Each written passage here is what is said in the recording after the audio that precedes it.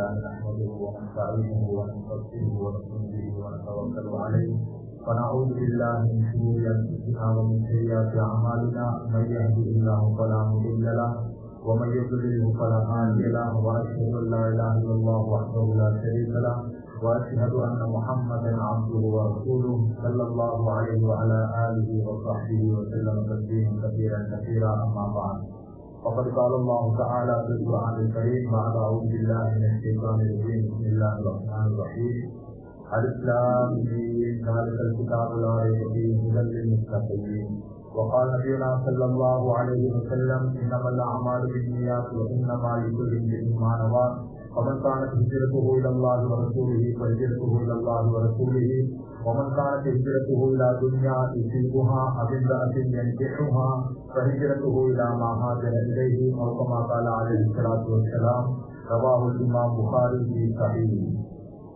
அளவற்றலாளனும் நேரத்தன்புரியவனுமாகிய வல்லவன் அல்லாஹ் சுப்ஹானஹு வ தஆலா அவனுடைய பெயரை கொண்டு ஆரம்பிக்கின்றேன். அல்ஹம்துலில்லாஹ். சத்திய தூதர் சன்மார்க்க போதர் சர்தாரே து ஆலம் எங்களுயிரும் உயிரிலும் மேலான கண்மணி ஹதரத் ரசூலுல்லாஹ் ஸல்லல்லாஹு அலைஹி வஸல்லம் அவர்களின் மீதும் அன்னாரின் வாழ்க்கையை அடிப்படை பின்பற்றி வாழ்ந்த உத்தம சஹாபிகள் தாபிஈன்கள் தபஅத் தாபிஈன்கள் நல்லவர்கள் வல்லவர்கள் கியாமத்துடைய நாள் பரியந்தம் வரக்கூடிய அனைத்து முஸ்லிமான ஆண்கள் பெண்களின் மீதும் அல்லாஹ்வின் சாந்தியும் சமாதானமும் என்றென்று உண்டாவதாக. புனிதமிகு ஜும்ஆவுடைய கடமையை நிறைவேற்றுவான் வேண்டி அல்லாஹ்வுடைய மாளிகையில் இஅ்திகாஃபிய நியத்துடன் அமர்ந்திருக்கும் எனது இஸ்லாமிய சகோதரர்களே, அல்லாஹ்வின் நல்லடியார்களே, வல்லவன் அல்லாஹ் சுப்ஹானஹு வ தஆலா நம்முடைய வாழ்க்கையில் எவைகளை இருக்கிறானோ அவைகளை முடியுமான அளவு எடுத்து நடந்து கொள்ளும்படியே எவைகளை விட்டும் நம்மை தவிர்த்துள்ளானோ அந்த அத்துணை காரியங்களை விட்டு முற்றும் முழுதாக விலகி ஒதுங்கி நடந்து கொள்ளும்படி அடியனாக எனக்கும் அப்பால் உங்களுக்கும் அத்தியத்தன் கட்டளை சிறப்பிக்கின்றேன். கணித்துக்குரிய மேலான சகோதரர்களை, நண்பர்களே, அல்லாஹ்வின் நல்லடியார்களே, இந்த உலகத்துல நடக்கக்கூடிய எந்த ஒரு விடயத்தை பார்த்தும் எந்த ஒரு நிகழ்வை பார்த்தும் முஸ்லீம்கள் பயப்படுவதோ அச்சப்படுவதோ கிடையாது. ஏன் இந்த உலகத்துல முஸ்லீம்களுக்கு மாத்திரம்தான் சகல விடயங்களும் வழிகாட்டப்பட்டிருக்குது. நீங்க அந்நிய மதத்தில் உள்ள ஒரு இடத்துல போய் உங்களுடைய மார்க்கத்திலே திருமணத்தை பற்றி என்ன சொல்லப்படுது என்று கேட்டால் அவர்கள் சொல்லுவார்கள், மல்லிகை பூ மணக்க வேண்டுமா, அவ்வளவுதான். ஏராள சகோதரர்களே, நண்பர்களே, முஸ்லீம்களுக்கு சகல விடயங்கள். அதனாலதான் உலகத்தில் ஒரு முஸ்லீம் அல்லாஹ் சொன்ன பிரகாரம் நபியுடைய வாழ்க்கையின் பிரகாரம் ஒரு முஸ்லீமுடைய வாழ்க்கையை அமைத்தால் அல்லாஹ் குர்ஆன்ல சொல்றான், ரப்பனா ஆத்தினா ஃபித் துன்யா ஹஸனா வ ஃபில் ஆখিরাতি ஹஸனா. அவனுக்கு உலகத்திலேயும் நல்லதுதான் ஆகிரத்திலேயும் நல்லதுதான். ஆனா வாழ்றோமா, அதுதான் கேள்விக்குறி. வேளாண் சகோதரர்களே, நண்பர்களே, ஆனால் அல்லாஹ்வுடைய நாட்டத்தின் பிரகாரம் சோதனைகள் வருது, பிரச்சனைகள் வருது, வாழ்க்கையில நோய்கள் வருது. அதை பொருந்திக் கொள்பவன் தான் முஸ்லிம் என்று சொல்றவன். ஏனென்றால் சகோதரர்களே, நம்முடைய வாழ்க்கையில் வரக்கூடிய பிரச்சனைகள் சோதனைகள் இவைகளுக்குரிய கூலி சொன்னாங்க ரசூலுல்லாஹ் ஸல்லல்லாஹு அலைஹி வஸல்லம். ஒரு முஸ்லிமுடைய கால் ஒரு முள்ளு குத்திப்படுது, அவன் கட்டம் போன்றான், உடனே அவனுடைய சிறிய பாவங்கள் அத்துணையையும் அல்லாஹ் மன்னிக்கிறான். வேளாண் சகோதரர்களே, ஆக நன்மை கூலித நோய் என்ன தெரியுமா? சொன்னாங்க ரசூலுல்லாஹ் ஸல்லல்லாஹு அலைஹி வஸல்லம், ஒரு தடவை காய்ச்சல் வந்தா சொன்னாங்க ரசூலுல்லாஹ், ஒரு வருஷத்துடைய பாவத்தை அல்லாஹ் மன்னிக்கிறான்.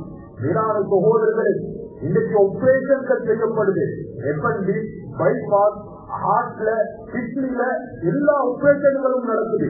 இந்த ஆபரேஷன்கள் செய்யப்பட்ட இடத்தை நாளைக்கு கியாமத்துடைய நாளையில் ஆபரேஷன் செய்யப்பட்டவர்கள் பார்த்து கவலைப்படுவாங்களா, ஏங்குவாங்களா? என்னுடைய முழு உடம்பும் வெட்டப்பட்டிருக்க கூடாதா? நீங்க சுகருக்கு இன்சுலின் அடிக்கிறீங்களே, இன்சுலின் ஒவ்வொரு குத்தும் பொழுதும் நன்மை தான் அல்லாஹ்விடத்துல. அபூ ஹுரைரா ரலியல்லாஹு அன்ஹு துஆ செய்வாங்களாம், சொல்லுவாங்களாம், குல்லும் பிஹி முகப்பஹுன் ஃபீ அஹ்லிஹி வல் மௌத்து கரீபுன் மின் சிராத்தினா அலைஹி. ஒவ்வொரு மனிதனும் அவன் காலை அடைகிறது அவனுடைய குடும்பத்தாருக்கு மத்தியில. ஆனால் அவனுடைய மௌத்து அவனுடைய செருப்பு வாழை விடம் அவனுக்கு நெருக்கமாக இருக்குது. வேளாண் சகோதரர்களே, நண்பர்களே, நாளைக்கு கியாமத்துடைய நாளையில் அல்லாஹ் கேட்பானா, அடியாறு மறுத்து மனம் கவிழ்ந்து நான் நோய்வாய்ப்பட்டிருந்தேன், என்னைய ஏன் நீ பார்க்க வரல? அடியான் சொல்லுவானா, யா அல்லாஹ் நீ நோய்வாய்ப்பட்டிருந்தியா? அது எப்பொழுது? அல்லாஹ் சொல்லுவானா, என்னுடைய அடியான் நோய்வாய்ப்பட்டிருந்தான், அவனை போல் நீ சந்தித்திருந்தால் அங்கே என்னை நீ பெற்றுக் கொண்டிருப்பான். ஆகையால் மேலான சகோதரர்களை, நண்பர்கள், நோயாளிகள் கவலைப்படக்கூடாது, நோயாளிகள் மனமுடைந்து போகக்கூடாது. இன்னைக்கு எல்லாத்துக்கும் எல்லா விதமான நோயும் வருது, பயங்கரமான நோய்கள் வருது, பேர் தெரியாத நோய்கள் வருது, சின்ன பிள்ளைக்கு கிட்னி ஃபெயிலியர் ஆகுது, ஹார்ட்ல வருத்தம் வருது, புதுனமான நோய்கள். சகோதரர்களை, நோயாளிகள் மனம் உடையக்கூடாது, நோயுடன் மூத்தா கூடாது. சிலருக்கு அல்லாஹ் தொடர் நோய் அல்லாஹ் கொடுத்திருப்பான், தொடர் நோயாளியாக இருப்பான். சில பெண்கள் தொடர் நோயாளி, அவர்களுக்கு ஏற்கக்கூடாது, அவர்களை மனசை உடைக்கக்கூடாது, அவர்களை திட்டக்கூடாது. என்னடா நோயாளியை முடிச்சு தந்துட்டாங்களே, கேட்கிற காசெல்லாம் நோய்க்கே செலவழிது, நான் தெரியாம மாட்டிக்கிட்டேன், நான் என்ன என்னுடைய மனைவி இப்படி இருக்கிறான், அந்த பக்கத்து வீட்டு பொங்கலை பாரு நல்லா இருக்கிறான், ஆரோக்கியமா இருக்கிறான். சகோதரர்களே, அந்த பெண்களுடைய மனசை உடைக்கக்கூடாது. பெண்கள் என்று வரும் பொழுது அவர்களுக்கு ஏதாவது ஒரு வருத்தம் இருந்து கொண்டே இருக்கும், அவர்களுக்கு ஏதாவது ஒரு நோய் இருந்து கொண்டே இருக்கும். உன்னோட அல்லாஹ் இரக்கம் இல்லை போல், உன்னோட அல்லாஹ் கோவிச்சிருக்கிறான் போல் என்று சொல்லக்கூடாது. மேலான சகோதரர்களே, நண்பர்களே, அப்படின்னு சொன்னா நபி அய்யூப் அலைஹிஸ்ஸலாம் அவர்களுக்கு தொடர் நோய் 8 வருஷம் அல்லாஹ் கொடுத்திருந்தான். அவர்களுடைய எல்லாரும் விட்டுட்டு போயிட்டான், மனைவி மட்டும் பக்கத்தில் இருந்தான். அவருடைய சகோதரன் சொன்னாங்களா, அய்யூப் உங்க கூட அல்லாஹ் இரக்கம் இல்ல போலும், அதனாலதான் இவங்க சோதிக்கிறார். உடனே சுஜூதில் இருந்தாங்க. சொன்னாங்களா, யா அல்லாஹ் என்னுடைய நோயை மட்டும் நீ சுகமாக்கலன்னா நான் சுஜூதில் இருந்து தலையை உயர்த்த மாட்டேன். உடனே அல்லாஹ் ஆபியத்தை கொடுத்தான். மேலான சகோதரர்களின் நண்பர்கள், ஆகையால் நோய் என்பது அல்லாஹ்வுடைய தண்டனை கிடையாது, அல்லாஹ்வுடைய சோதனை கிடையாது. அல்லாஹ்வுடைய அன்பு, அல்லாஹ்வுடைய ரஹ்மத், அவருடைய பாவங்களை மன்னிச்சு அல்லாஹ் அவருக்கு ஒரு நல்ல மௌத்தை கொடுக்கிறதுக்காக வேண்டி ஒவ்வொரு மனிதனுக்கும் அல்லாஹ் நோயை கொடுக்கிறார். மேலான சகோதரர்களே, நண்பர்களே, இமாம் புகாரி ரஹிமஹுல்லாஹ் அதபுல் முஃப்ரத் என்ற கிதாபுல பதிவு செய்தார். ஒரு மனிதர் வந்தார், சொன்னாரு, நான் நல்ல ஆரோக்கியமா இருக்கிறேன், எனக்கு எந்த நோயும் கிடையாது, நான் நல்லா இருக்கிறேன். சொன்னாங்க ரசூலுல்லாஹ் ஸல்லல்லாஹு அலைஹி வஸல்லம், நரகவாசிய பார்க்கிறேன் இவனை பாருங்க. மேலான சகோதரர்களே, நண்பர்கள், நோய் இல்லாமல் வாழ்வது அது சிறந்தது மட்டும் கிடையாது, நோய் இல்லாமல் வாழ்வது சிறந்தது தான். ஆனால் நோய் வந்தவர்கள் அல்லாஹ்வால் ஒதுக்கப்பட்டவர்கள் கிடையாது, அவர்களுக்கு அல்லாஹ்வுடைய கோபப்பார்வை கிடையாது. மேலான சகோதரர்களே, நண்பர்கள், நோய் வராமல் பாதுகாப்பது இஸ்லாம் தான். நோய் வராத வாழ்க்கையை காட்டித்தாரதும் இஸ்லாம் தான். நபிகள் நாயகம் ஸல்லல்லாஹு அலைஹி வஸல்லம் நோய் வராமல் இருப்பதற்காக வேண்டிதான் ஒவ்வொரு நாளும் ஒரு நாள் விட்டு ஒரு நாள் தலைக்கு வைத்து இருப்பாங்க. நபி அவர்களுடைய தலைமுடி தீர வராமல் இருப்பதற்காக வேண்டி சிதிர் சிதிர் என்ற கம் போன்ற ஒன்றை தலைக்கு வைத்தாங்க. மேலான சகோதரர்களே, நண்பர்களே, ஒரு நாள் விட்டு ஒரு நாள் நபிகள் நாயகம் ஸல்லல்லாஹு அலைஹி வஸல்லம் தலைக்கு ஜைத்தூன தலை நிறைய வைப்பாங்க. தலை சம்பந்தமான அத்துணை நோய்க்கும் மருந்து ஜைத்தூன். மேலான சகோதரர்களே, நண்பர்களே, ரசூலுல்லாஹ் ஸல்லல்லாஹு அலைஹி வஸல்லம் தலையுடைய உச்சிக்கு கஸ்தூரியை வைப்பாங்க, கஸ்தூரியை வைப்பாங்க. ஒரு முஸ்லிமுடைய தலை நாரக்கூடாது, ஒரு முஸ்லிமுடைய தலை நாரிக்கிட்டு இருக்கக்கூடாது, வாசமாக இருக்கும். அது தலைக்குரிய வைத்தியம். நபி அவர்கள் தலைக்கு கஸ்தூரியை வைப்பார்கள். சகோதரர்களே, தலை சம்பந்தமான அத்துணை நோய்க்கும் வருது. நபி அவர்கள் நோய் வராமல் இருப்பதற்காக வேண்டிதான் தலைக்குரிய வெட்டுவாங்க. நபி அவர்கள் தலையுடைய பாதுகாப்புக்காக வேண்டி தலைமுடியை அடர்த்தியாக வளர்த்திருப்பாங்க. இல்லையா அச்சுடைய காலத்துல மொட்டை அடிச்சிருவாங்க. மேலான சகோதரர்களே, இன்றைக்கு நம்ப வச்சது நோய் வார வச்சு என்னென்ன நோய் வருமோ தெரியாது. சொன்னாங்க ரசூலுல்லாஹ் ஸல்லல்லாஹு அலைஹி வஸல்லம், நமா அனில் கத்ர், தலையில ஒரு பகுதியை வலிச்சு அடுத்த பகுதியை வைக்கிறத நபி கூடாதுன்னாங்க. இது தப்பு இல்லாங்க, இதை தடை செஞ்சாங்க. ஆனா இன்னைக்கு அதைத்தான் நம்ம பெஷன், அழகு, நாகரீகம் என்பதாக செய்வோம். மேலான சகோதரர்களே, நண்பர்களே, அல்லாஹ் யூதர்களையும் கிறிஸ்தவர்களையும் பன்றிகளாக குரங்குகளாக அல்லாஹ் மாற்றினார். ஆனா இந்த உம்மத்தில அல்லாஹ் யாரையும் அப்படி மாற்றல. யாருக்கும் அந்த தண்டனை கொடுக்கல. அந்த பொறாமை, அந்த ஈகோ, அந்த வெறுப்பு அவர்களுக்கு கியாமத்து வரைக்கும் இருக்கும். கியாமத்து வரைக்கும் இருக்கும். அதனால என்ன செஞ்சா அவன் கண்டுபிடித்தான் வெட்டவன். பாருங்க பார்ப்போம், பன்றியுடைய முடிய நேரையாக்கினான். அந்த தோற்றமும் வெட்டம் வெட்டின ஒருவருடைய தலையும் அதே மாதிரி தான் இருக்கும். மேலான சகோதரர்களே, அவர்கள் அல்லா குரங்காக மாற்றினான். நம்மள அல்லா மாற்றல. என்ன செஞ்சா கட்ட கண்டுபிடிச்சான். பாருங்க, அந்த கட்டையும் குரங்குடைய தலையும் ஒரே மாதிரி தான் இருக்கும். அல்லா அவர்களை மாற்றினான், அவர்கள் நம்மள மாற்றினான். மேலான சகோதரர்களே, நண்பர்களே, தலையுடைய வைத்தியர் உஹதுடைய யுத்தத்தில் நபிகள் நாயகம் ஸல்லல்லாஹு அலைஹி வஸல்லம் அவர்களுடைய தலையில 2 ஆணி இறங்கி ரத்தம் வந்திருக்கு. உடனே அலி ரலியல்லாஹு அன்ஹு தண்ணி எடுத்துக்கிட்டு வந்தார். கழுவினான், ரத்தம் நிற்கல. பாத்திமா ரலியல்லாஹு அன்ஹா பாய எடுத்து அதனுடைய சாம்பலை தலையில வச்சாங்க. ரத்தமே நின்று போச்சு. மேலான சகோதரர்களே, தலையுடைய வைத்தியம் நபி அவர்கள் கண்ணுக்கு வைத்தியம் செய்வார்கள். இஸ்லாத்தில் உள்ள விளங்கிக்கிறோம். நோய் வந்த பிறகு இஸ்லாமிய வைத்தியம், நோய் வந்த பிறகுதான் கருஞ்சீரர்கள், நோய் வந்த பிறகுதான் கைக்கும், நோய் வந்த பிறகுதான் நீக்கப்படம் கிடையாது. சகோதரர்களே, நோய் வருவதற்கு முதல்ல இஸ்லாமிய வைத்தியம். நபி அவர்கள் இரவிலே தூங்கும் பொழுது கண்ணுக்கு இட்லி இட்லி என்ற குருமாவை வைப்பார்கள். ஹாசியை கிடையாது, ஹாசியை கிடையாது. நல்ல கண்ணுக்கு கூடா இருக்குது, அழகா இருக்குது, பாக்குறதுக்கு நல்ல லட்சணமாக இருக்குது. இல்ல, இது குருமா கிடையாது. சகோதரர்களே, இது மக்களை ஏமாற்ற வந்தது, இது உங்களை ஏமாற்ற வந்தது. உண்மையான குருமா நபியவர்கள் கண்ணுக்கு இட்லி என்ற குருமாவை வைப்பார்கள். சொன்னாங்க ரசூலுல்லாஹி ஸல்லல்லாஹு அலைஹி வஸல்லம், ஃபஇன்னஹு யதில்லுல் பஸர். என்ற குருமாவை இரவிலே தூங்கும் பொழுது கண்ணுக்கு வைத்துக்கிட்டு தூங்குங்க. உங்க கண் சம்பந்தமான எல்லா நோய்க்கும் வந்து உங்க கண்ணையே அது காலையில வெளிச்சமாக்கும், சுத்தமாக்கி. வேளாண் சகோதரர்கள் நண்பர்கள் மூக்குக்கு வைத்தியம் செய்வார்கள். கருஞ்சீரகத்தை ஒரு பிடவையிலே போட்டு அதை தண்ணீர நலத்தி அதனுடைய சார மூக்குக்கு விடுவாங்க. மூக்கு சம்பந்தமான, மூக்கு அடைப்பு, மூக்கு தடுமல், மூக்கு சம்பந்தமான எல்லா நோய்களுக்கும் மருந்து. வேளாண் சகோதரர்களே, மீசையிலும் நோய் இருக்குது. மீசையை வளர்த்து முறுக்கூடுவது இது இஸ்லாம் கிடையாது. இது அந்நியவர்களுடைய கலாச்சாரம்.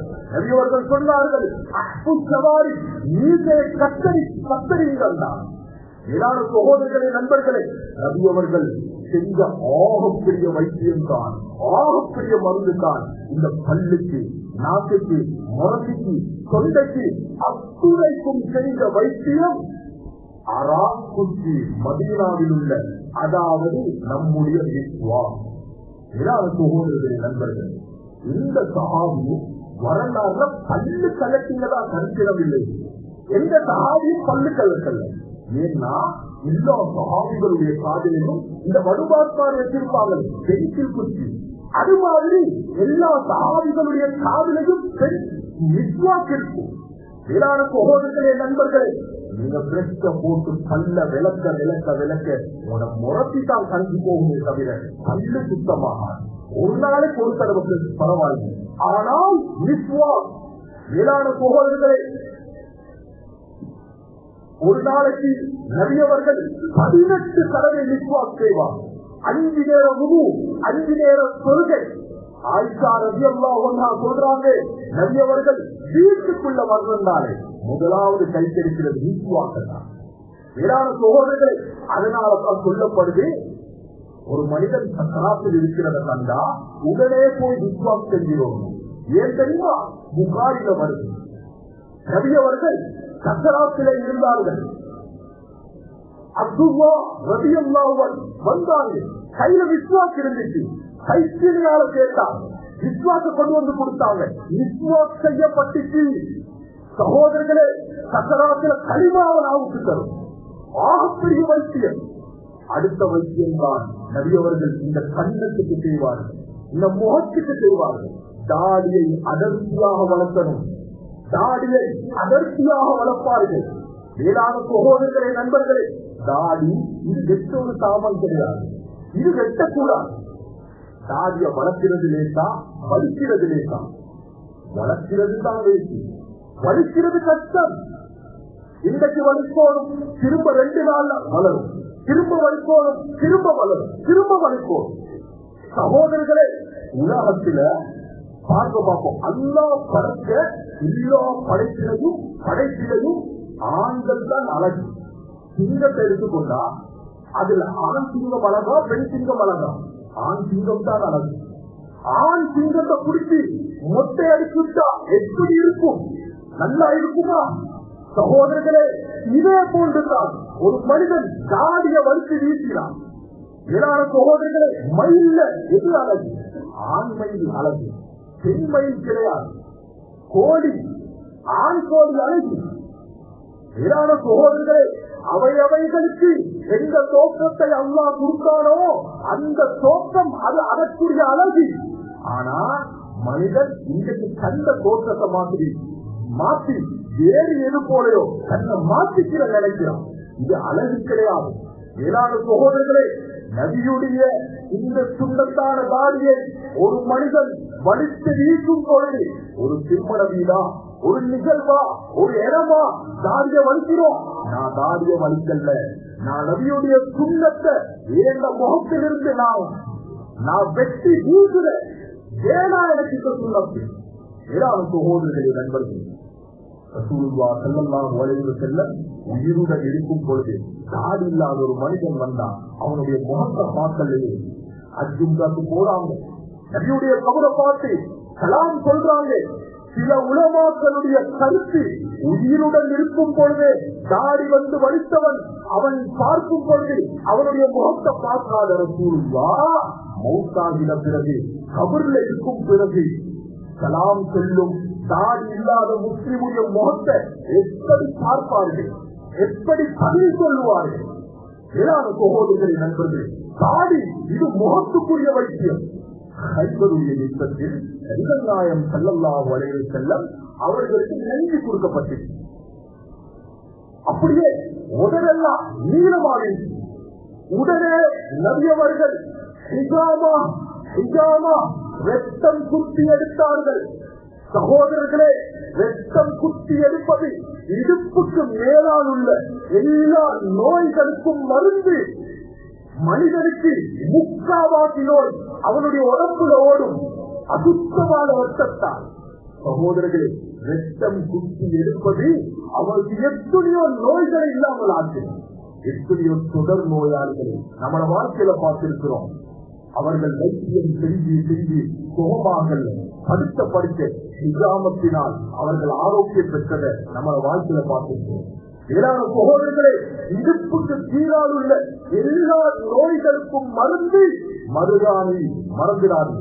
மேலான சகோதரர்களின் நண்பர்கள், அடுத்த வைத்தியம் தான் ஆகப்பெரிய வைத்தியம். முஸ்லிம்களுடைய சொத்து 5 நேர தொழுகைக்கும் 5 நேர உபு, 5 நேர உபுவிலையும்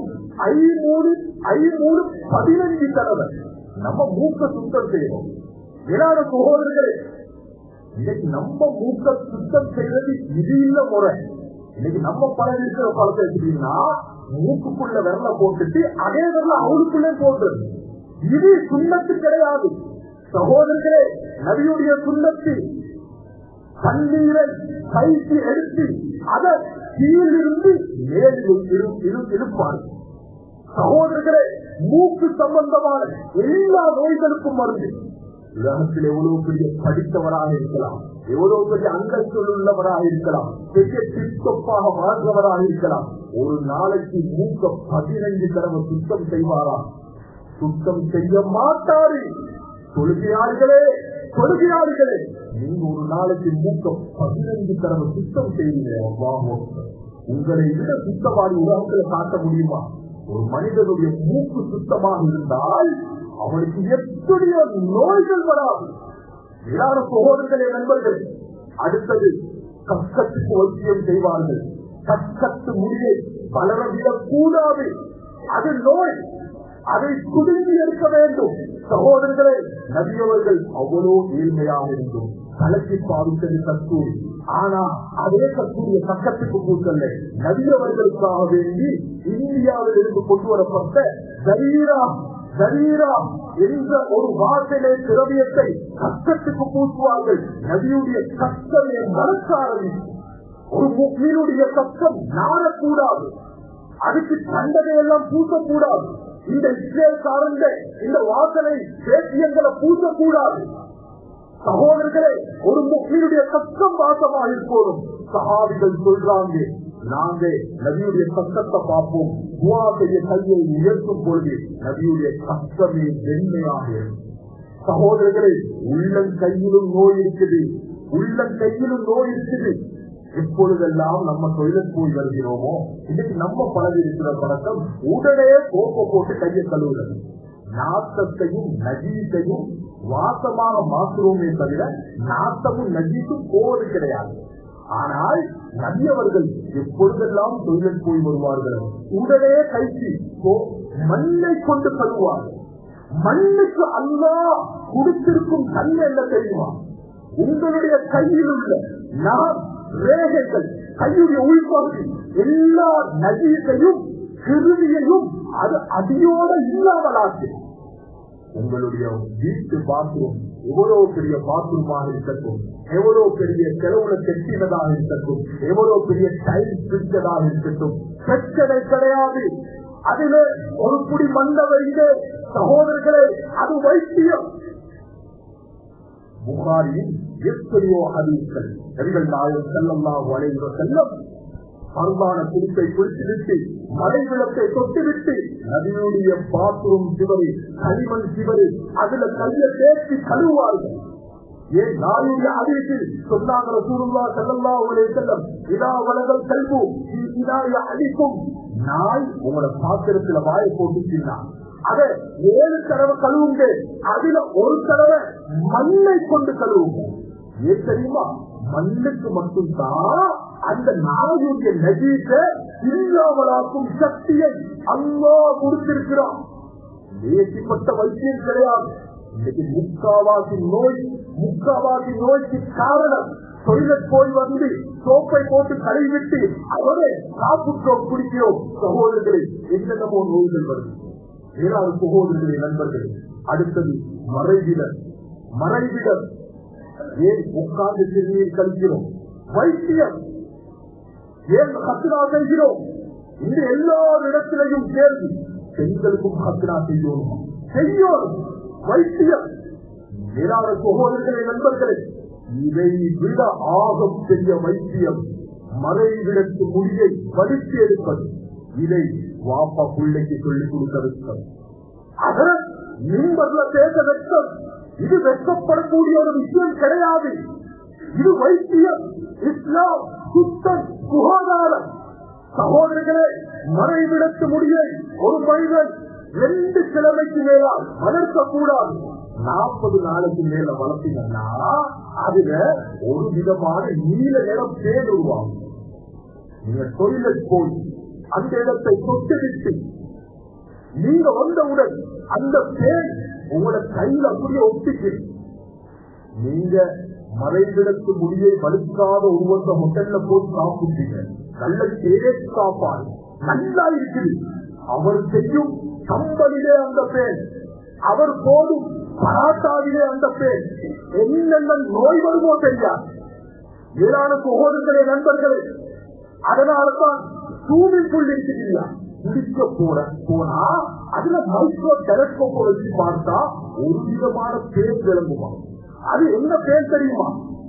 அதுல நீல நிறமான ஒரு கிருமி விளங்குமா. ஆனா அவங்க சொல்லுவாங்க, அதுக்குத்தானே நாங்க மருந்து போட்டது. எந்த மருந்த போட்டும் சரிவராது. உங்களுக்கு முன்னால் அந்த மறைவிடத்து முடியை வலிக்காதவர் குடித்திருந்தால் அதனுடைய பேர் அங்க விளக்கும். மௌத்தாகிக்கும். ஜனாதாவை குடிப்பாற்றான் சுத்தமாக இல்லைன்னா அந்த ஜனாதாவுக்கு எவ்வளவு பெரிய அசிங்கம், குடிப்பாட்டுபவர்களுக்கு எவ்வளவு கஷ்டமாக இருக்கும். தண்ணியை எல்லா இடத்திலையும் படருமே. வேளாண் சகோதரர்களே நண்பர்களே, ஆகையால் அது வைத்தியம். அடுத்த வைத்தியம் தான் காலையிலே நடப்பது. சுகர் நோயாளிக்கு சொல்லப்படுது, கொலஸ்ட்ரால் நோயாளிக்கு சொல்லப்படுது, நடங்க, காலையில நடங்க, மாலையில நடங்க. வைத்தியர்கள் டேப்லெட்டை கொடுத்துட்டு சொல்றாங்க, இது இல்லப்பா மருந்து, இது மருந்து கிடையாது. நீ நடக்கிறது தான் சுகருக்கு மருந்து, கொலஸ்ட்ராலுக்கு மருந்து. நபியவர்கள் மஸ்ஜிது நபவியிலிருந்து மஸ்ஜிது குபா வரைக்கும் நடந்து வருவார்கள். இஸ்லாம் வேளாண் சகோதரர்களின் நண்பர்கள். ஆகையால் இன்று யாரை பார்த்தாலும் எத்தனையோ நோயாளிகள் சின்ன வயசுலேயே சிக்கி செய்கிறாவது, ஹார்ட்ல வருத்தம் வருது, புதினமான அற்புதமான எத்தனையோ வகையான பயங்கரமான நோய்கள். இது இஸ்லாம் ஒரு மனிதன் கிட்ட வழிகாட்டல்ல. இஸ்லாம் இது எந்த ஒரு முஸ்லிம் கிட்டையும் விரும்பாத ஒரு விடயம். உமர் ரலியல்லாஹு அன்ஹு சொல்றாங்க, அல் முஃமினுல் கவி கைரும் மினல் முஃமினில் வஹீத். நோயாளியான பலகீனமான ஒரு முஃமினை விட ஆரோக்கியமான சக்தியுள்ள நல்ல சிராத்திரமான ஒரு முஃமின் ஆக சிறந்தவர் என்று சொல்றார். இந்த முடி பழுத்தவர்கள் எல்லாம் ஆரோக்கியமாக இருக்கிறார்கள். முடி பழுத்தவர்கள் எல்லாம் படியில் ஏறுறாங்க, நடந்து போறாங்க, விளையாடுறாங்க, நல்லா இருக்கிறாங்க, சும்மால முன்னால வந்து அமர்றாங்க.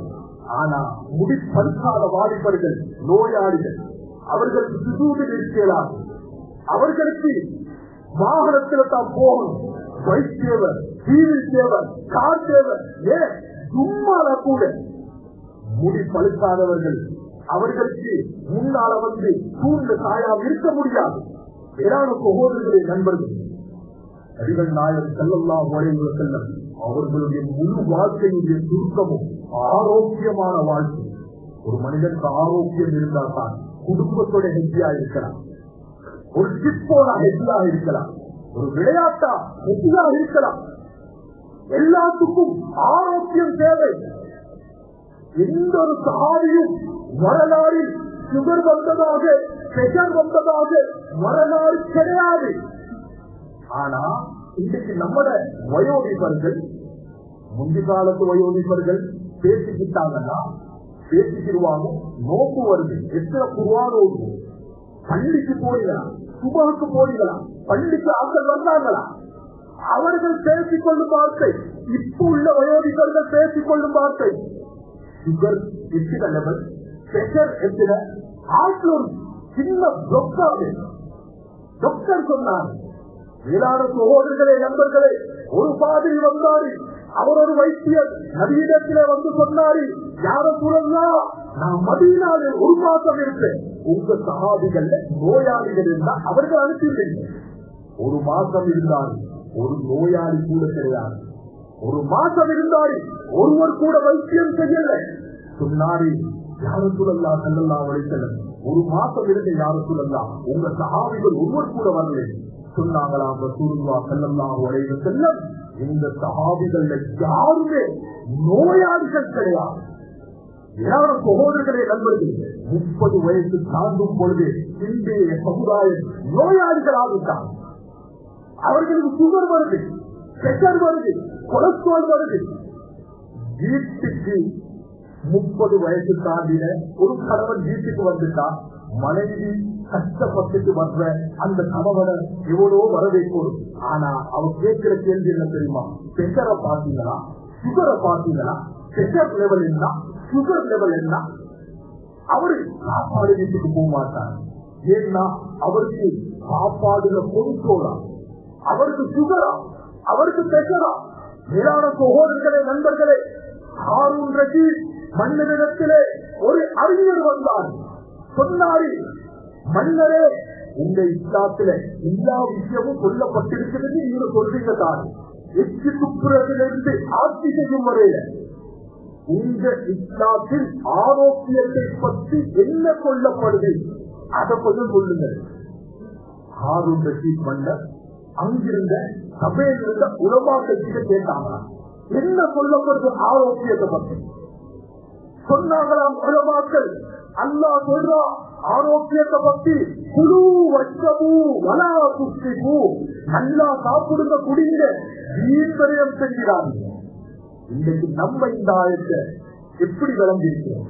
அந்த அறிஞர் சொன்னாராம், அப்படி சொல்லப்படுறா உங்க இஸ்லாத்துல இப்படியா இருக்குது, இதுதான் ஆக சிறந்த வழிகாட்டல், இதுதான் ஆக சிறந்த முன்மாதிரி ஆரோக்கியம். ஏதாவது சகோதரர்களே, நம்ம விளங்கின விளக்கம் இந்த ஆயத்துக்கு இன்று யாருக்கிட்ட கேட்டாலும் இதைத்தான் சொல்லுவான். நல்ல காலையில சாப்பிடுவோம், நல்ல பவளைக்கு சாப்பிடுவோம், நல்ல இரவுக்கு சாப்பிடுவோம், குழு வச்சமும் மலாபு சேர்ப்போம். சும்மா சரி காலையில சாப்பிடலன்னா பகலையும் சாப்பிடலன்னா இரவைக்கு நினைச்சு சாப்பிடுவார். நான் காலையிலையும் தின்னல்ல பகலும் தின்னல்ல இரவேல. சுபஹானல்லாஹ். வேளாண் சகோதரர்களே, ஒரு கல்யாண வீட்டுக்கு போனார். இவர் சாப்பிட்டு முடிச்சாச்சு. பக்கத்து சவன்ல சாப்பாடு மிஞ்சி இருக்குது. அவங்க சொல்றாங்க மிஞ்சி இருக்குது, வீசக்கூடாது, உங்களுக்கு தரவா? போடுங்க. அதையும் சாப்பிட்டுறாரு. சுகர் நோயாளி, இவருக்கு கட்லாபம் மிஞ்சி இருக்குது, அடுத்த சவன்ல தரவா? அதையும் போட்டுறாரு. கோபி சாங்க. சுபஹானல்லாஹ். சாப்பிட்டு முடிஞ்சு இவரால் எழும்ப முடியாது, இவரால் எழுந்தேறாது. யாராவது தூக்கம். இந்த பாருங்க எத்தனை வாலிபர்கள் அவங்க ஆரோக்கியமாக இருக்கிறாங்களா? அவங்களால நடக்க முடியுதா? உட்கார முடியுதா? அவங்களால எழும்ப முடியுதா? நோயாளிகள். வேளாண் சகோதரர்களை, நண்பர்களை, இஸ்லாம் சரியா சொல்லுது, நபியுடைய வாழ்க்கை சொல்லுது, எப்பொழுதுமே நீங்கள் பசி வராம சாப்பிடாதீங்க.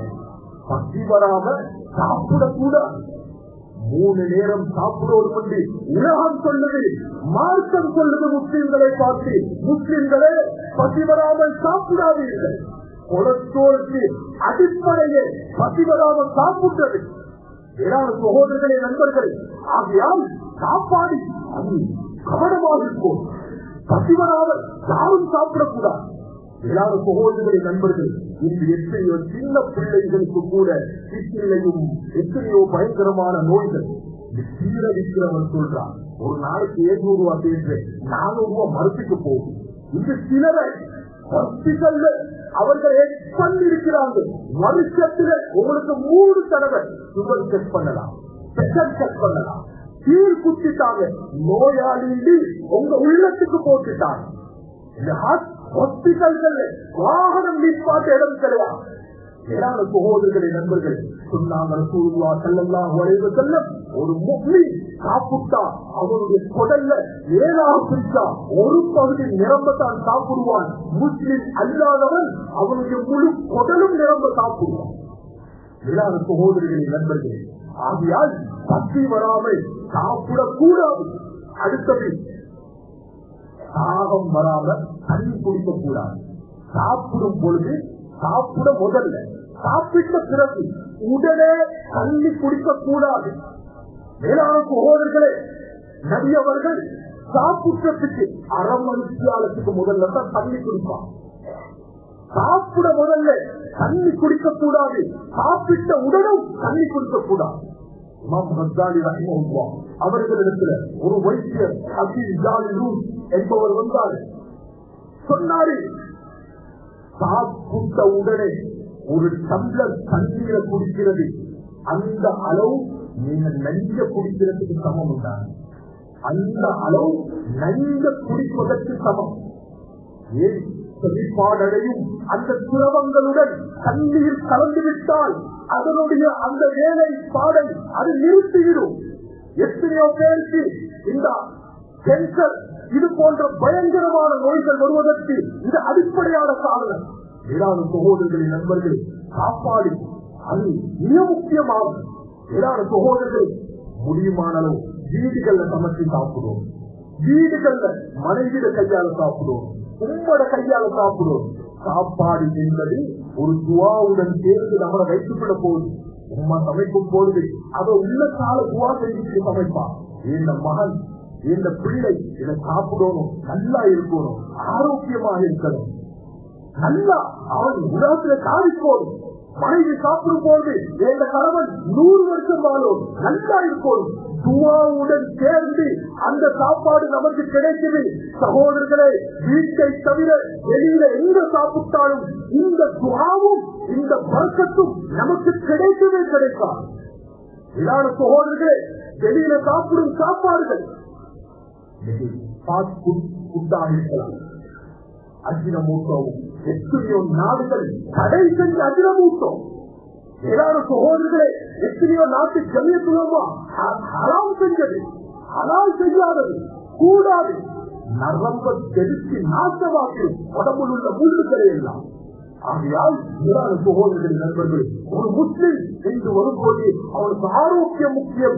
இஸ்லாம் இவ்வளவு அழகான ஒரு வழிகாட்டலை நமக்கு காட்டுது. மேலான சகோதரர்களின் நண்பர்கள், இன்று நமது நாட்டில் கூட உலகத்தில் இருக்கும் முஸ்லிம்கள் எல்லா மக்களையும் அந்நியவர்கள், தமிழர்கள் நோயாளிகள் 10%, சிங்களவர்கள் நோயாளிகள் 20%, முஸ்லிம்கள் நோயாளிகள் 50%. எல்லா நோய்களும் இரான சகோதரர்களின் நண்பர்கள் ரசூலுல்லாஹி ஸல்லல்லாஹு அலைஹி வஸல்லம் நோய் வராமல் இருப்பதற்காக வேண்டாம் அல்லாஹ்விடத்தில் துஆ செஞ்சாங்க. காலையில மாலையில துஆக்கள் அல்லாஹ்விடத்தில் கேட்டாங்க. ஆரோக்கியமான வாழ்க்கையை கேட்டாங்க. ஒரு மனிதனுக்கு ஈமானுக்கு பிறகு சிறந்த நிஅமத் அவன் ஆரோக்கியமாக வாழ்வது. அவன் ஆரோக்கியமாக வாழ்வது, அதற்குண்டான முயற்சிகளை செய்வது. இது இஸ்லாம் வழிகாட்டும் வாழ்க்கை. ஆகையால் மேலான சகோதரர்களின் நண்பர்களே, நோய் உள்ளவர்கள் மனம் உடையக்கூடாது, மனம் தளரக்கூடாது. அல்லாஹ்வுடைய ரஹ்மத், அல்லாஹ்வுடைய இரக்க பார்வை. அதே போல நோய் இல்லாதவர்கள் அவர்களுடைய ஆரோக்கியத்தை பாதுகாக்கிறது.